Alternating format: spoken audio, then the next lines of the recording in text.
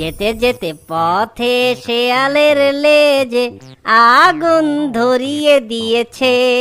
হে হে। অনেকদিন আগের কথা। একটি চালাক শিয়াল খাবারের খোঁজে জঙ্গলে বের হয়। আর সেই চালাক শিয়ালটি জঙ্গলে খাবার খুঁজতে খুঁজতে এদিকে ওদিকে ঘুরতে ঘুরতে সে তার সামনে একটি মুরগির বাসা দেখতে পায়। এই দেখে শিয়ালটা অনেক অবাক হয়ে বলে, আরে আরে, আমি তো ডিম শুদ্ধ একটা মুরগির বাসা পেয়ে গেছি।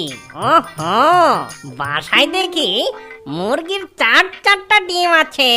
হে হে হে হে, হাট্টিমা ডিম টিম, দেরি না করে এই ডিমগুলো তাড়াতাড়ি সাবার করে দে। সেই দুষ্ট পাজি শিয়ালটি একথা বলে কোনো দেরি না করে সেই ডিমগুলো খেয়ে ফেলে।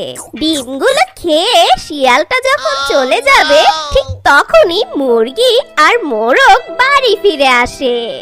আর তারা দুজন সেই দুষ্ট পাজি শিয়ালকে পালিয়ে যেতে দেখে। এই দেখে মা মুরগিটা বলে, আরে আরে, আমার কি পোড়া কপাল! ওই পাজি শিয়ালটা আমার ডিমগুলো সব খেয়ে নিল।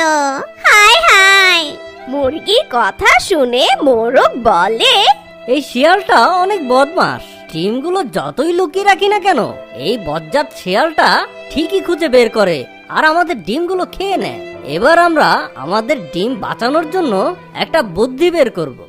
আমরা এমন কি করব? তুমি আমার কথা মন দিয়ে শোনো গিন্নি।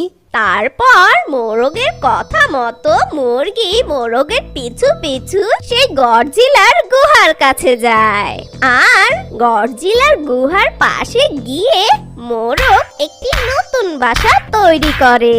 মুরগি সেই বাসায় আবার নতুন করে ডিম পাড়ে।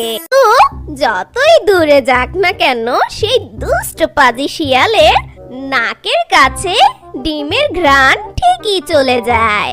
সেই গন্ধ শুকে শুকে দুষ্ট পাজি শিয়াল সেই ডিমের কাছে চলে যায়। আর সেখানে গিয়ে সেই দুষ্ট পাজি শিয়াল দেখে যে বড় বড় 4টা ডিম আছে। এই দেখে দুষ্ট পাজি শিয়াল খুব খুশি হয়ে বলে, ওরে বাবা রে, এত বড় বড় ডিম! এগুলো কার ডিম? হাতির ডিম নাকি ঘোড়ার ডিম? আচ্ছা, যাই হোক না কেন, আগে এই ডিমগুলো খেয়ে নি। আমার মনে হয় এই ডিমগুলো খেতে অনেক মজা হবে। হাট